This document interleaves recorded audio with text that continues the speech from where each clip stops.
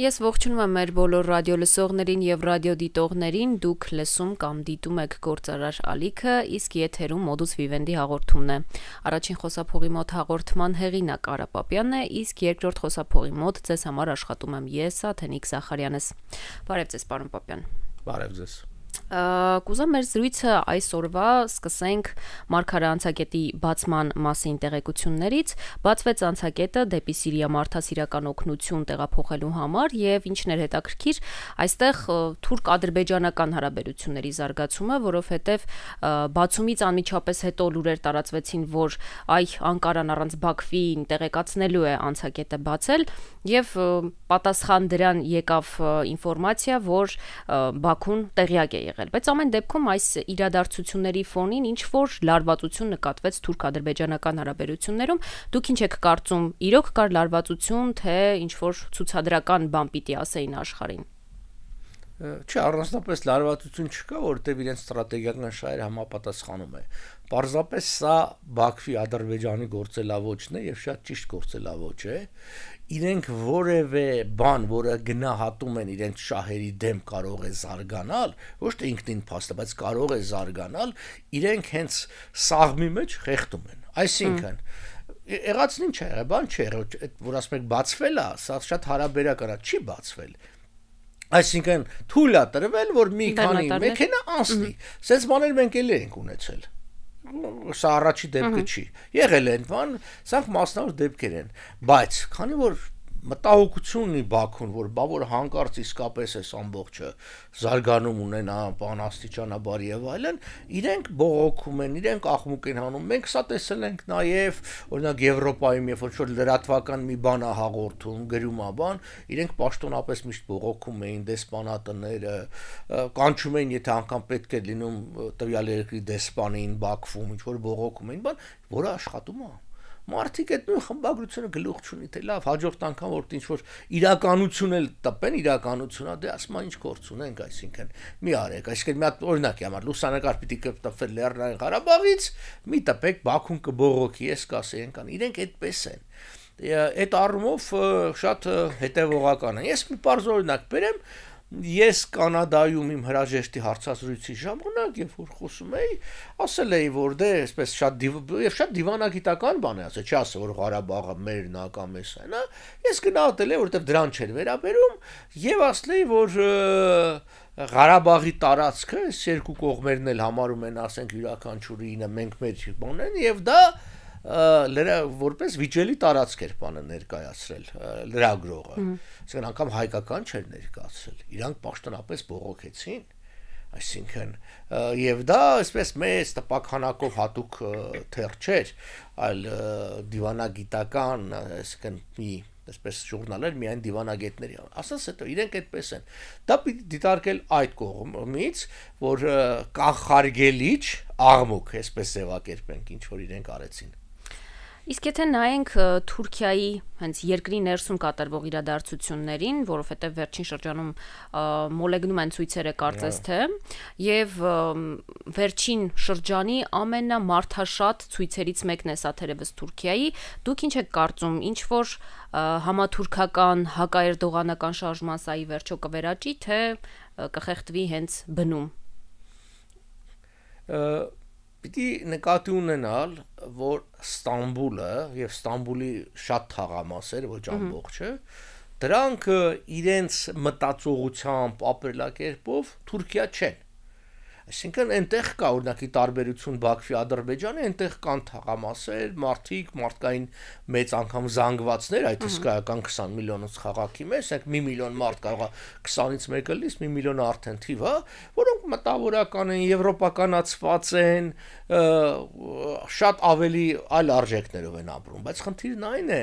որ եւ Էրդողանի, եւ այդ իր կուսակցության եւ այդ տիպի մարդկանց համար ընտրազանգվածը եւ հենարանը այդ մարդիկ չեն, դրանք գավառներից Ստամբուլ տեղափոխված, կրոնապաշտ, անգամ կրոնամոլի ես կասեի, խիստ պահպանողական եւ այլն։ Թուրքիան ինքը մի երկիր է, որ եթե անգամ նայում ենք վիճակագրությունը, մի տեսակ պարակտված կիսված է։ Օրինակի համար, երբ որ Արևելյան ու այդ գյուղաբնակ շրջաններում ենք, այնտեղ հսկայական թիվ է կազմում այսպես կոչված պատվոսպանությունները, որ մարդիկ իրենց սեփական աղջկան սպանում են, որտեղ համարում են ինչ-որ մի բան լավ չի արել, իսկ այդ մի բան լավ չանելը կարող է ուղղակի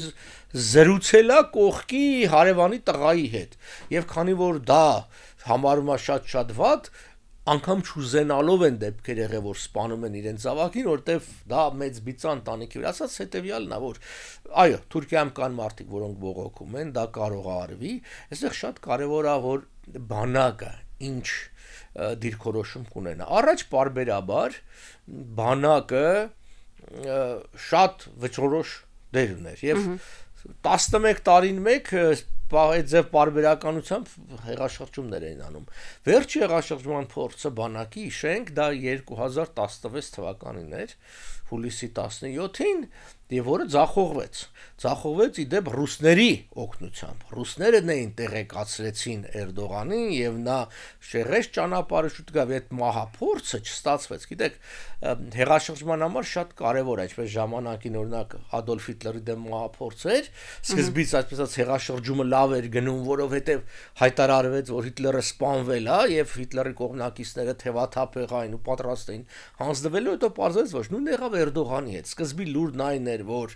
Էրդողանը սպանված է եւ այլն, բայց ռուսները զուշացել են չեղավ եւ նա կարողացավ հակադարձել եւ բանակը շատ թուլացած է այսօր։ Թուրքիան բռնապետություն է, ոստիկանապետություն է։ Հայաստանն էլ այդպեսին։ Եթե նայեք վերջի փոփոխությունն ինչ էր, որ ոստիկանության տարիքը, ընդգրկվելու տարիքը իջեցվեց 18, այսինքն այսօր կարա բանակ չգնա փաստորեն, 18 տարեկանից դառնա ոստիկան եւ վերջ, այսինքն սա եւս ցուցանիշ է, որ երկրի համար, իշխանության համար սեփական անձնական անվտանգությունն ավելի կարեւոր է, քան պետական։ Եվ եթե դու ունես ոստիկանապետություն, առանց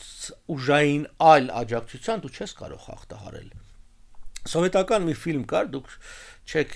հիշի, բայց ժամանակին դա սովետական ռոպագանդան շատ էր կողմել, կոչվում էր հրացանավոր մարդը։ Ու Լենինի մասին էլ, որ ինչ որ զինվորի հետ է խոսում, եւ զինվորը այսպես հրացան ձեռքին, ասում է, դե մենք հրացանով խնդիրները կլուծենք։ Այս է, եթե կա հրացանի դեմ պիտի լինի հրացան։ Ինչու է Միացյալ Նահանգներում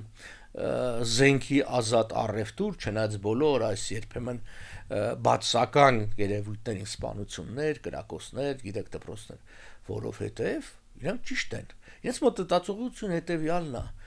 բա եթե իշխանությունը զավթվում է մեկի կողմից եւ զավթվում է ընտրություններով, արդար ընտրություն, օրինակ Ադոլֆ Հիտլերը ընտրություններով նշանակվեց երկրի կանցլեր, հետո ասես էլ ոչ մի ընտրություն չկա։ Եվ շատ երկրներում բռնապետությունը հաստատվել է ընտրության միջոցով, դա առաջին քայլն է։ Նույնը եղել է Ռուսաստանում։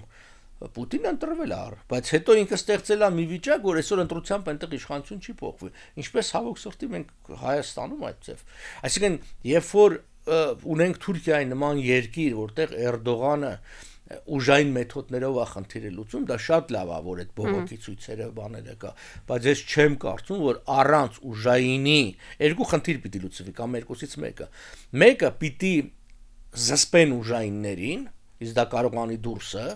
իսկ Թուրքիայի վրա լծակները շատ քիչ են այդ առումով, այսինքն ասեն, այ դու չես ժողովրդի վրա չգիտեմ կրակում, ոստիկանությունով ջարդում եւ այլն, կամ պիտի ուժայիններից ինչ որ մի մասը անցնի ժողովրդի կողմը։ Այդ դեպքում Էրդողանին կլինի փոխել։ Հակառակ դեպքում ցույցերը կարան մեծ լինեն, բայց Էրդողանը կջարդի եւ կլռեցնի նրանց։ Ազգային ժողովում այսօր, իսկ ես մեր ռադիո լսողներին եւ ռադիոդիտողներին հիշեցնեմ, որ մենք ձայնագրվում ենք հենց այսօր, այսինքն մարտի 25-ին, քննարկվում է Եվրամիության ինտեգրման հարցը, բայց իմ տպավորությամբ Եվրոպայում մեզ չեն սպասում եւ որևիցե տիպի արձագանք, ողջունի խոսք չենք լսում։ Սա ինչի հետ է կապված ըստ ձեզ։ Խաբեության, որտեղ ինչ որ ասում է այդ քարոզչությունը պետական կապ չունի իրականության հետ, դա Եվրոպա ինտեգրացման խնդիր չի լուծվում։ Եղել է ստորագրահավաք, որը պահանջում է հանրաքվե, որ փոփոխություն կատարվի եւ սահմանադրության մեջ նշվի նպատակներից մեկը դա է։ Որպեսզի մեզ սպասեն, մենք պիտի իրականացնենք մի շարք եվրոպական պահանջներ, լինի իրավական դաշտում, լինի տնտեսական, քաղաքական եւ այլն։ մենք որևէ հարցում որևէ այսպես ասած առաջընթաց չունենք, հետեւաբար մեզ ինչ պիտի սպասեն։ Մենք անգամ պաշտոնապես իրենք չենք էլ դիմել, պաշտոնապես չենք էլ հայտարարել, որ մեր նպատակը Եվրոմիության անդամակցությունն է։ Երբևէ լսել եք օրինակ Նիկոլ Փաշինյանը ասի մեր թեկուզև հերավոր նպատակը անդամակցել Եվրոմիությանը, չէ։ Եղել է նախաձեռնություն, որը կարար չլներ, որտեղ հանրաքվեի համար բավարար է, որ падգամավորներ այդ հարցը բարձրացնեն։ Մեր սահմանադրությամբ եւ հանրաքվեի օրենքով խորհրդարանը վերջնական պիտի որոշումը կայացնի հանրաքվե անի, թե չանի։ Հիմա իրանք այդ են քննարկում, անեն թե չանեն։ Ինչի համար է ստորագրավակ, ես դրա մասին այստեղ ժամանակին խոսել եմ, էլի կարող եմ ասել, դա կապ չունի եվրոինտեգրացմանը, դա Ալիևի պահանջը փոփոխելու համար է, սահմանադրություն փոխելու համար։ Այսինքն, եթե դու ասում ես, ես սահմանադրություն եմ փոխում, որպեսզի Ալիևի ասածն անեմ, այսինքն հանեմ հղումը մեր անկախության նղճակը, ժողովուրդը կասի ոչ։ Բայց երբ որ դու ասում ես, որ քո իսկ պահանջով ես սահմանադրություն եմ փոխում, որպեսզի մեջը մտցնեմ Եվրոպայի ինտեգրացումը, իսկ դա քեզ բերելու է բարձր թոշակներ, բերելու է ազատ ելումուտ Եվրոպա եւ այլն, տես դուք ասում եք Եվրոպայի մեջ չեն սպասում, իհարկե չեն սպասում, բայց ժողովուրդը դրա մասին չգիտի։ Այստեղ քարոզությունն են ասելու, այ որ դու գնաս քվյարկես, որ դու ուզում ես մտնես Եվրոպա, վաղը չեմ իսօրը կընդունեմ նա ու երկու օրից քեզ կընդունեն եւ այլն։ Բայց խնդիրները հանելու են այս իդեպ իտեղեկություն բոլոր նրանց, որ ապագա սահմանադրության մեջ սկիզբը, որ սկսվում է հիմք ընդունելով անկախության հռչակագիրի, դա հանվելու է, դա Ալիևի պահանջն է, եւ դա մնացած արդեն էական չի, ինչ որ կգրվի, ուշադուր դարձեք։ Եթե հղումը հանված է եւ հուսանք, որ նախապես այդ սահմանադրության օրինակը կտպվի, որ ժողովուրդը իմանա ինչ է քվեարկում։ Եթե չկա անկախության հռչակագրի վրա հղում, մի գնացեք եւ մի մասնակցեք ընտրություններին։ Նաև վարչապետի մակարդակով վերջերս էլի հայտարարություն եղավ, որ մենք պատրաստ ենք, ես համացանցում ստուգեցի 6 ամիս, եթե ոչ ավելի,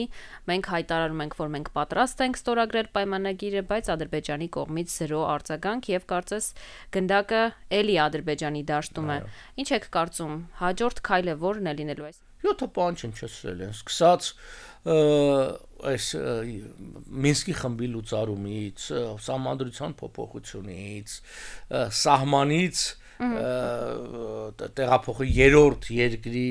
ասենք ներկայացուցիչներն ուժային փոխադրումից 300,000 ադրբեջանցիների վերադարձ Հայաստան, նրանց անվտանգության ապահովման երաշխիքներ եւ միջազգային երաշխիքներ եւ կողմ եւ միջազգային, ինչա' երկկողմ երաշխիք։ Սա դիվանը գիտական սիրուն խոսքեր են, ժողովուրդը չի հասկանում։ Այսինքն, ես ուղարկում եմ ադրբեջանցին ապրում է Մասիսում, մատով կպնում եք, ես զորք եմ մտցնում իրան պաշտպանելու համար։ Անկլավների հարց, ճանապարհների հարց, այս ամբողջը, սա անվերջ է եւ սա մասին բազմաթիվ անգամ ենք խոսել։ Ալիևը ու Ադրբեջանը չի ուզում խաղաղություն։ 2 օր առաջ էր իրանց փոխնախագահ խորհրդանելի հայտարարեց, որ հայերը եկվոր են այստեղ, հայերը ոչ մի իրավունք չունեն։ Դուք ոնց կարող եք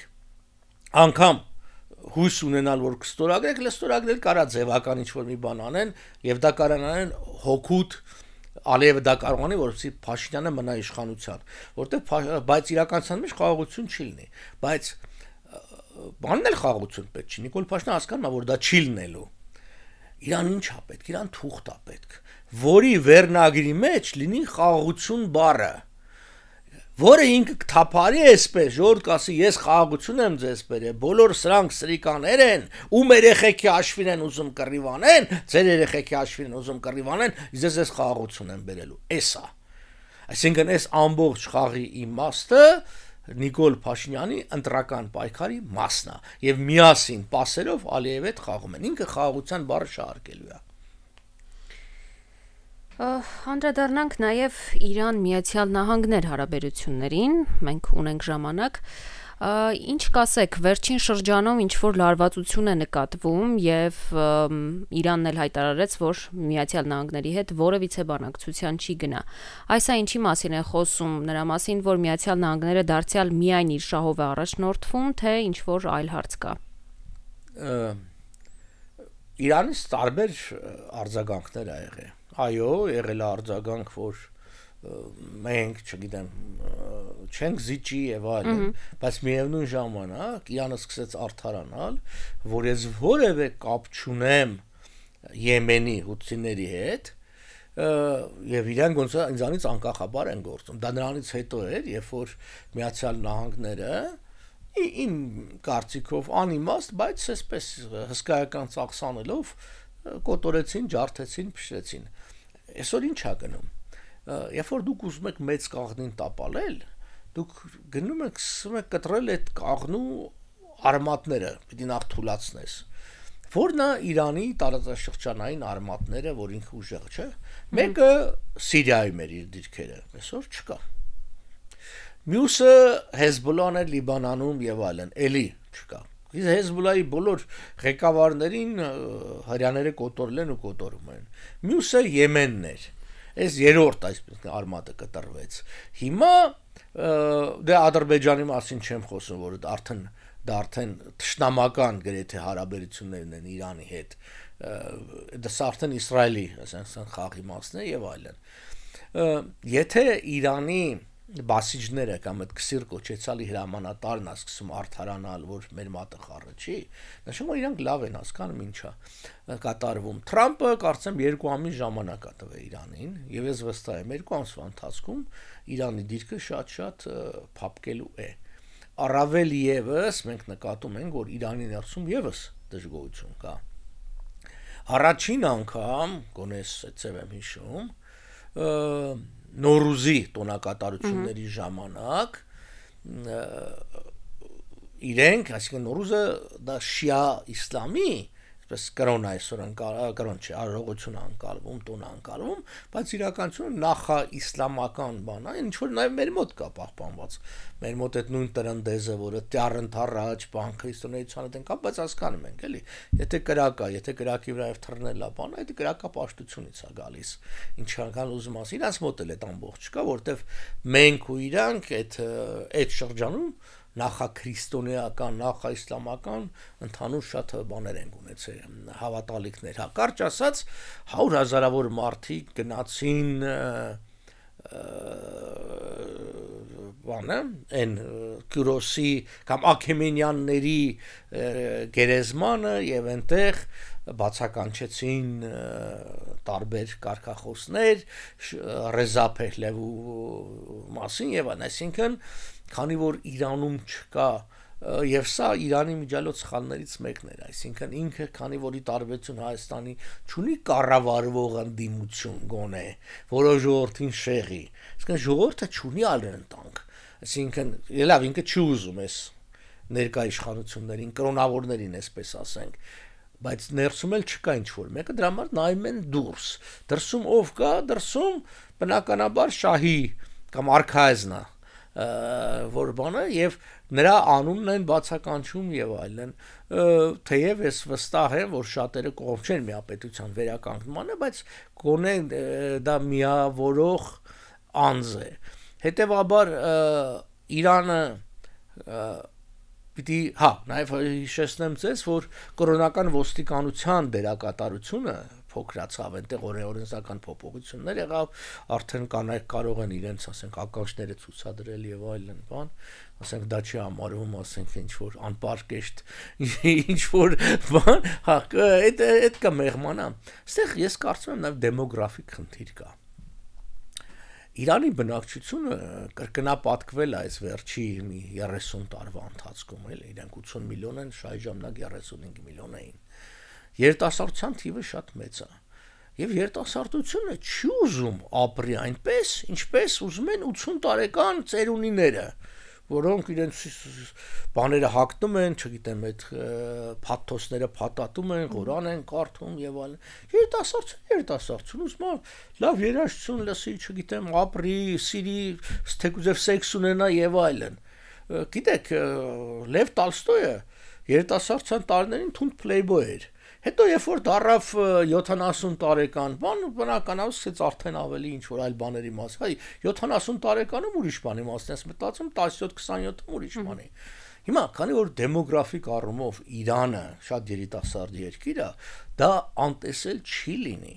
Առավել եւս բավականին կրթված հասարակություն է, ես ասեմ ձեզ, ես իրանց շատ եմ եղել, լեզուն էլ գիտեմ, բան, իսկ լավ համալսարաններ կա, բան, այսինքն Իրանը ստիպված էր կրթություն տալ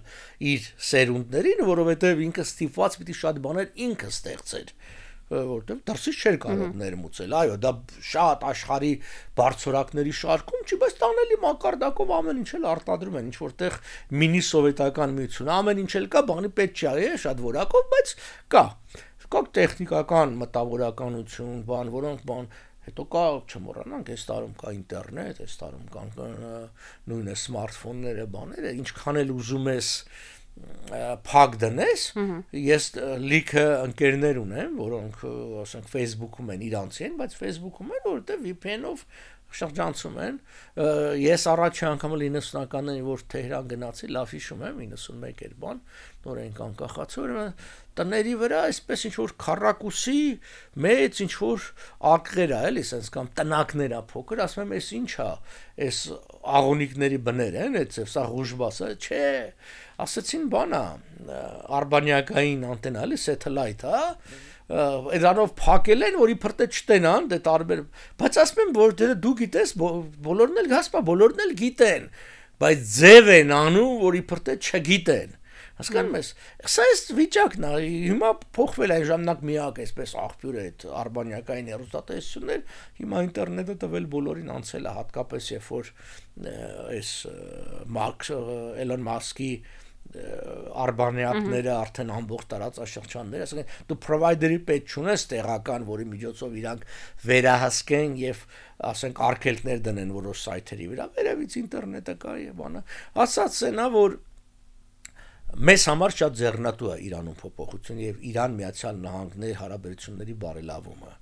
Առաջին Ադրբեջանի կարևորությունը արևմուտքի աչքում կնվազի 1, Ադրբեջանի կարևորությունը Իսրայելի աչքում կնվազի 2, բարեփոխումները Իրանի ներսում կբերի մեծ հնարավորություն նաև այս երկկողմը զարգացնելու եւ արևմուտքի հետ հարաբերությունների գոնե բնականոնացումը հնարավորություն կստեղծի Հնդկաստան, Իրան, Հայաստան, Վրաստան երթուղու գործարկման։ Այնպես որ մեզ համար միակ զգուշավորությունը նա է, այսինքն ոչ ցանկալ մենք չենք կարող կառավարել, բայց ցանկալին նա է, որ եթե պիտի լինի իշխանափոխություն, դա պիտի լինի առանց ցնցումների եւ շատ արագ, որպիսի նախ այդ երկիրը չքայքայվի, երկրորդը սա չհանգեցնի այսպես անջատողական տրամադրությունների ստեղծման երկրի ներսում։ Իսկ ռուս-ուկրաինական հակամարտությունից ինչ նորություն ունենք, պարոն Պապյան։ Հակասական նորություն, որովհետև երբ որ ռուսական աղբյուրներն ես լսում, ռուսները ասում են, որ մենք հեսա ջարդելով, փշելով առաջ են գնում, բայց հեսա բան չի մնա Ուկրաինայից, ուկրաինական ես լսում, նույնը հակառակն է, իրականությունն է նա, ինչ որ մասնագետները վաղուց էին ասել, որ ուժերի հավասարակշռություն է ստեղծված, Ռուսաստանը իր քանակային առումով այդ առավելությունն ունի, Ուկրաինան իր նորագույն զենքերի եւ կամ Ուկրաինային պետք է այնքան զենք տան, որ ինքը ռուսներին ջախջախի, կամ պիտի Ուկրաինային զենք չտան, որ ռուսները Ուկրաինային ջախջախեն։ Մնացած առումով չի ստացվում, որովհետեւ երբ որ Թրամփը իր այսպես Մարմաջով Նոբելյան խաղաղության մրցանակ ստանալու ինքը ուզում է այդ թուղթ ստորագրեն, որ ինքը Նիկոլի նման թափտասես խաղաղություն են բերել ու Նոբելյան մրցանակ ստանա, դրանց հետո ինչ կլինի Իրան թափես չի ուզում։ Դրանց հետո պատերազմը կվերականգնվի 5 անգամ ավելի կկոտորեն իրար կջարդեն, այդ արդեն Թրամփին չի հետաքրքրում։ Թրամփին պետքա մեկին ընտրությունների համար է պետք խաղաղության թափարիչ թուղթը, մեկին իսկ մյուսին Նոբելյան մրցանակի համար է պետք այդ բանը թափարի, բան կլինի։ Չի լինում։ Չի լինում, որովհետև այո, Թրամփը մի պահ որոշեց եւ հայտարարեց չեմ տալի, բայց եվրոպացիք չնահանջեցին։ Այ եթե եվրոպացիները եւս հետևեին Թրամփին եւ ասեին, որ մենք էլ չենք տալիս, Ուկրաինան միայնակ չէր դիմանա։ Բայց իր բոլոր դժվարություններով հանդերձ հիմա, որտեվ ժամանակի պետք կա մի քիչ այս ամբողջը կարգավորելու համար, եվրոպացիք լրիվ բավարար են եւ իրանք կարող են բավարար քանակությամբ զենք զինամթերք տալ, եւ եթե մենք իսկապես խաղաղություն ենք ուզում եւ Թրամփը իսկապես խաղաղություն է ուզում, ինքը պետք է ավելի ճիշտ ձևը հետեւյալն է. շատ զենք տալ, արագ պատերազմն ավարտել։ Շնորհակալություն շատ, պարոն Պապյան, հետաքրքիր զրույց վերլուծության համար, իսկ մեր ռադիո լսողներին եւ ռադիոդիտողներին հիշեցնեմ, որ եթերում Modus Vivendi հաղորդումներ, իսկ մենք ինչպես միշտ կհանդիպենք հաջորդ երեքշաբթի։